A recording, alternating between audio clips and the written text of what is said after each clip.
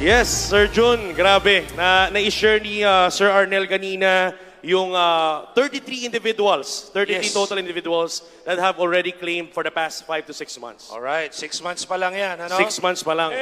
Yun lang patunay na talagang our system is working with our partners, of course, with our company. Kaya no worries, no, yung mga tanong na totoo ba yan, yung mga ganyang agam-agam na Correct. talaga bang may mga claim.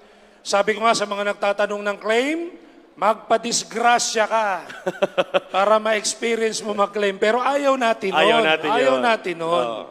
Binibigyan lang natin sila ng assurance na talagang our system works. Kaya dapat pag-aralan ng ECOC. Yes. Yan. Oo. Patunay yan, sir, na hindi lang gumagana ang system, pero actually mabilis. Yes. Ang dami mga testimony kayo nagsabi na in a short period of time, napatunayan lang gaano kabilis ang kanilang claiming procedures. Hassle-free talaga. Galing, galing, galing, galing. And of course, Sir June, eto Okay.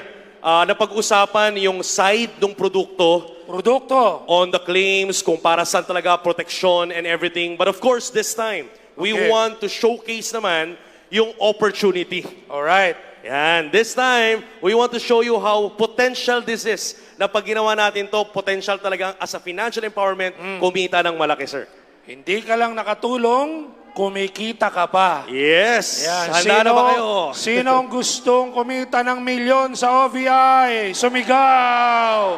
Yes. Ayan kasi, baka sinasabi, puro lang tayo sigaw ng sigaw. Pero sa 6 na buwan na pre-launch na nangyari, all over the Philippines and some parts of the world, may mga kumita. Nakatulong na, kumikita pa. Yes, Sir Yan. June. Etong tatawagin natin, sir, actually, we personally, experienced to be with him Alright, oo, sa totoo ating yan. biyahe nung ating nag-pre-launch tayo in Davao. I believe 2 weeks ago, Yeah. ay 4 na araw natin, ako kasama ko, ikaw parang matagal mo na siyang nakakasama. Matagal no? ko nang nakasama, sir. Pero sa 4 days na kasama ko siya sa Jensen and Davao. Davao, talagang iba ang naramdaman ko. Sabi ko nga, kinikwento ko sa mga teammates natin, iba rin pala yung pakiramdam pag ang audience mo, ang puro kasama mo, OVI ang ginagawa. That is Dahil right. kitang-kita mo ang potensyal na business na binibigay, aangat at aangat talaga. That is right, Sir Yan. June. So, wag natin patagalin. Sige. I'm excited to hear him because for the past how many weeks we've been with him in Jensen and Davao, nakita natin yung lalim ng purpose ng OVI. Yes. So, without further ado, Inares OVI community, let's welcome the founder of one of the rising steam in OVI, Alta Volare International. Let us all welcome, milyong palakpak for Mr. Efren King Fortuna. Alright!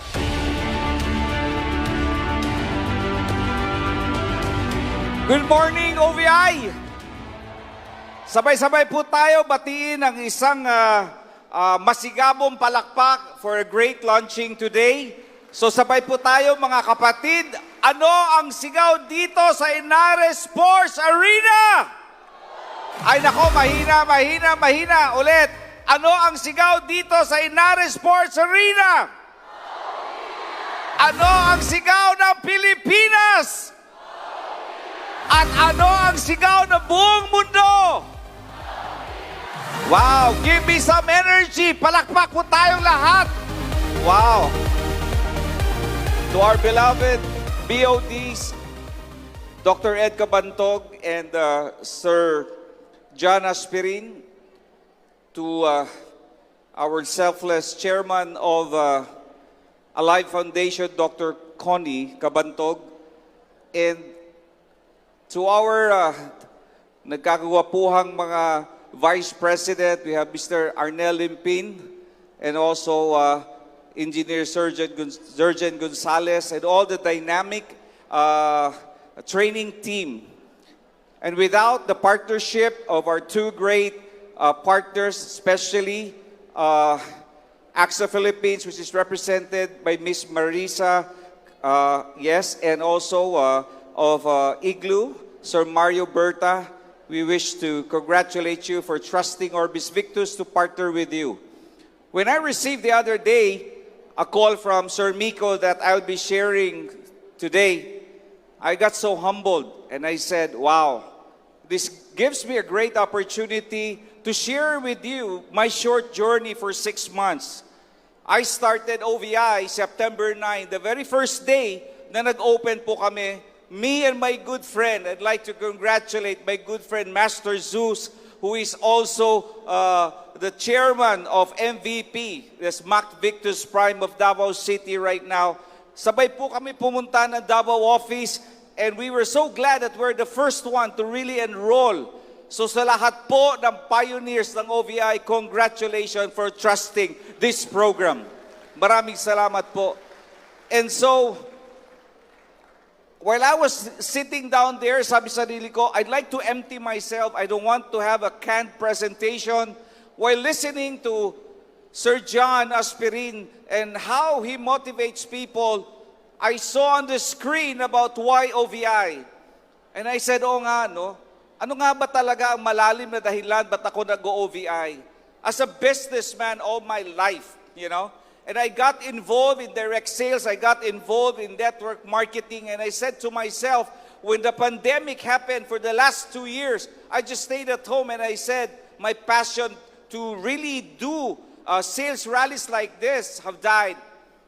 But then something just popped out. When I saw OVI, I actually see 3 things. There are 3 hearts. And OVI for me is very powerful because this is an acronym. O actually is a heart. It's a big heart. And this is the heart of the company. O stands for opportunity. And Orbis Victus gives us all the opportunity to give the best protection, the most affordable, comprehensive protection that every family needs, every Filipino needs, not only here in the Philippines, but abroad. If you believe that, could you shout with me, yes! Come on. Totoo po, marami nakinabang as we hear all the claims. Isa rin po ako, hindi po ako na-aksidente, but I had the experience, my daughter, nakagat po siya ng aso, and in 5 days, nakuha po niya ang kanyang reimbursement. Palakpakan na po natin ang OVI. Ganun po kabilis ang claim. Kung dati-rati nakakakita kayo ng aso, huy aso, layo, layo. Ngayon po, pag ikaw selyado na sa OVI, ang sinasabi mo, dog, come on, bite me. Bite me. Ganun na po ang seminar ko sa amin. Hindi na po kayo natatakot. Why? Because you're sealed. And so this opportunity not only gives us a secured protection, but it also empowers us financially to uplift the economic condition of every Filipino. That's the heart of the company. It stands for O, the opportunity. Now V stands for another heart. And that heart stands for my team, Alta Volare. Alta Volare is 2 Latin words. Alta means high, Volare means fly. And as a team working together, isa po kami malaking puso. Ang puso nakikita po namin is the heart, the vision.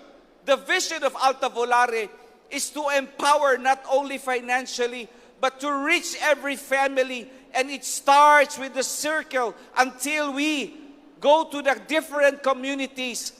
And the last time we had a recognition in Davao and in Jensan, we were able to empower different sectors of our community. Namely, we first recognized the sectors of the senior citizen.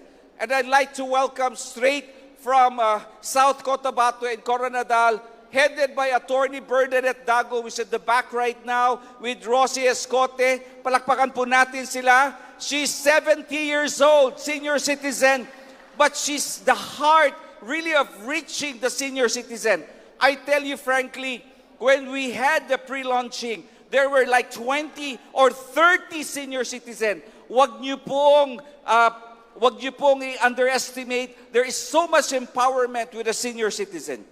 Now, I also did empower the sector of the PWDs. The PWDs, we see them as a person with disability, but we in Alta Volare, we see them as a person with different ability, that they are not limited because of physical disability. I tell you frankly, and we have in the person who stood up and shared his journey, that no one walang pwede makapagpapigil sa kanya because 18 PWDs went to the office and they saw the beauty of our opportunity and all of them joined Orbis Victus International. Palakpakan po natin. Now, let me ask you, do you have PWDs in your community? Yes or no? Empower them. The third sector, which is very exciting, naiiba po, is the sector of the LGBTQ. Okay? And this is the most not understood community, but we were able to empower them. Let me ask you, meron bang member ng LGBTQ dito? Shout out, hello! Dako, napakarami. You are not limited in your walls. Go out there and make a difference. And so Amber Asuncion stood up and shared his vision how to be a Marites, a Mirasol, and whatsoever, and everybody was jam-packed. It did not stop there. In Davao, we touched the religious sector, okay, and we have Pastora Hermosilia, who earned in 1 month 216,000 because of the opportunity of OVI. If you have some friends in the religious sector, provide them with a very good program. There are a lot of sectors we can actually empower. We have the marginalized sector, we have the youth sector. Meron ba mga kabataan sa crowd na to? Make some noise! Okay, you can make a difference tonight. You can make a difference tonight. You can make a difference tonight. That's letter V. That's the heart. That's the heart. Our part as Alta Volare. Now, what is my heart in I? The I stands for me. What is my heart in Alta Volare? I'll go deeper right now because I stands for influencer. I would like to influence everybody. The highest calling for a person to be here in this business is to serve. Once you begin to serve your neighbors, your loved ones, your family, when you serve humanity, truly the Lord will bless you abundantly. If you believe in that, make some noise.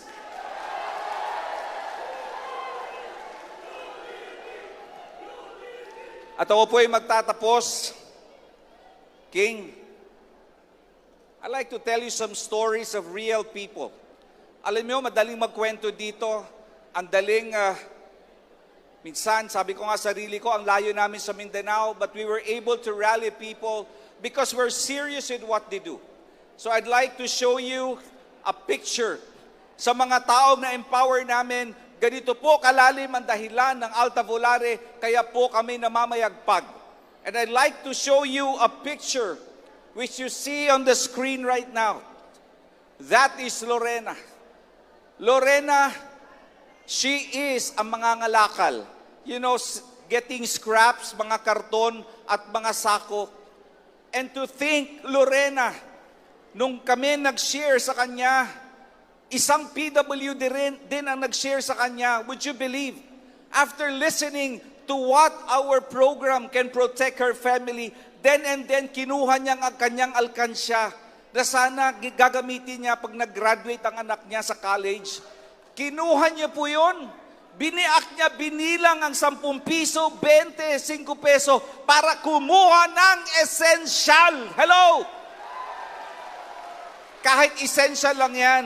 Pero lahat ng barangay essential, lahat ng barangay, lahat ng komunidad, I tell you frankly, that's how you make a difference when you do this by heart.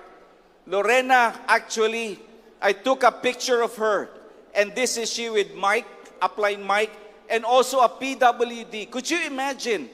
A PWD but at the same time a TikToker. And right now she TikToks about OVI. And she's influencing people to take part in this protection program that we offer. Again, another story which is really why I'm here is because the story, okay, This is the story of Miss Vivian. This is the highlight why we go deeper by purpose. It's not just making money. This is service. As we service this, looking at the picture of the wonderful wife with 4 little children and the husband. One day, nagkwento si Miss Vivian when she brought one of her children to the hospital. Paglabas nila, narinig niya ang emergency truck. Woo, woo, woo! Kinabahan siya, kinutuban. Nakita niya ang kalahati ng katawan nakalabas, ang shorts. Sabi niya, familiar ako, mukhang eto ang shorts ng husband ko. And she tried calling the husband and nobody answers. And she hurriedly went into the truck. Nakita niya ang husband niya. Aksidente intimano, patay. Ang bungo nakalabas. And she cried. You know why she cried? She cried because, of course, namatay ang husband niya. She cried because she has no money. Wala siyang proteksyon. Wala man lang siyang insurance or whatsoever. And this is the heart of OVI. Do you get me? I want you to go down deeper. But this is not yet the saddest part. The saddest part is sa burol mismo ng husband niya. Pinag-aagawan ngayon saan ibuburol ang katawan. Sabi ng kanyang in-laws, kung ibuburol mo sa bahay mo, ikaw ang gumasto lahat. Pero kung ibuburol namin ang kaming kapatid doon sa amin, amin lahat. Ang sabi niya, hindi pa pwede sa huling panahon, mamalagi man lang husband makasama namin. But then she gave in. Sabi niya, para na lang akong bisita. Bumisita sa husband ko, nakilamay. And I think the saddest part of it is, ang kanyang 4 na anak, yung 2 na hiwalay, napunta ng Bacolod because she has no money. Narinig niyo ako? She has no money. When I heard about the story, I felt, I'm a father also. I could feel, now she's with us here as a digital partner. And one reason, she want to raise money and want to get her 2 children back. Can you feel that? Kung ikaw ay magulang ngayon, how do you feel that? Iba ang mabuo. And her purpose right now is to influence, mga asawa dyan, na akala mo may forever, ang pagitan ng buhay at kamatayan ay isang iglap lamang. And that is why she's with us right now and she's doing her best making an influence in everybody else. King, you talk about service, you talk about the heart of OVI. Where does money come in? Paano ka ba kikita? Paano ka yayaman? Sabi ni Sir Alner, sino kikita ng 1 milyon? I tell you frankly, money is no problem here. It's just a bonus. Now I tell you frankly, ulitin ko sa inyo, who wants to earn 1 million here in OVI? Raise your hand. Come on. Come on. Now I'll share you to end this. What's the secret formula? What's my secret formula to earn 1 million in OVI? I'll tell you straight. The formula is very simple. Compassion. Compassion plus mission equals commission. Do you hear me? Do you hear me? When you go to a person, the person decides to get our Silpro product not because he thinks about it, it's because it's an emotional reason. Pero kung baliktarin mo siya, unahin mo ang komisyon bago ang misyon, ang kalalabasan nun, konsumisyon. Do you get me? And that is why I thank so much OVI for giving me this opportunity. Patuloy lang po tayo. And you know what? It really have so much passion. And knowing this energy, honestly, I miss this crowd. I felt like, hindi ako matanda. I just felt like I'm with the young people, nabuhay yung spirito ko because I want to serve humanity. And right now, my network abroad, they are coming in because of the program we have with RepatCare and other products. So maraming salamat po. I hope I have inspired you tonight. Let your sincerity be felt. Kahit bata pa kayo, I know you don't have experience in insurance. Hindi lang kayo naririnig, dapat nararamdaman na kayo ay sincero and you truly care. Maraming salamat po. mabuhay ang Orbis Victus International. Viva Alta Volare! Good morning. Thank you. Yes! Thank you so much, Mr. King Fortuna! Again, palakpakan po natin mga kaibigan. Yan lang ba palakpak nyo? Lakasan nyo naman! Grabe, no? Tama eh. Compassion plus mission equals commission. Pero pag binaliktad mo yung formula, ano daw sabi niya? Anong uunahin mo? Komisyon plus mission. Ayan, sasakit ang ulo mo sa konsumisyon. Again, milyong-milyong palakpak for Mr. King Fortuna. Again, you've seen there's a lot of stories that we had from Jensen and Davao. And I believe, simula pa lang po ito, marami pa yung mas magandang storya na marinig natin coming from different places, not only in the Philippines but all over the world. Ang tanong, ready na ba kayo to create the next millionaire story in OVI? Taas sa kamay.